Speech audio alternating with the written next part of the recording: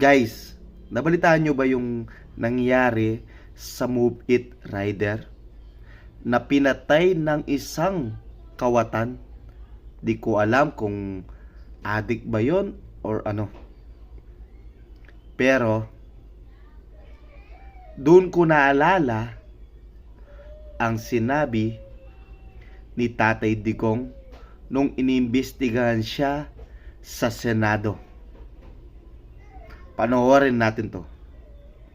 Do some people need killing, Mr. Duterte?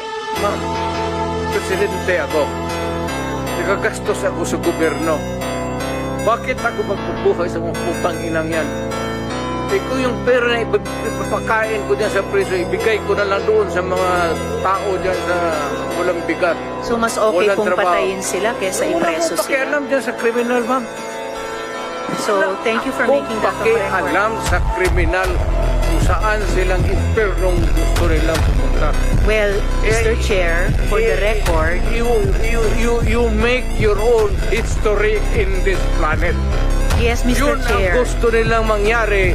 Doon sila sa impyerno at doon tayo magkita. Well, Mr. Chair, Guys, hindi na safe ang Pilipinas. Yun lang masasabi ko. Hindi na safe.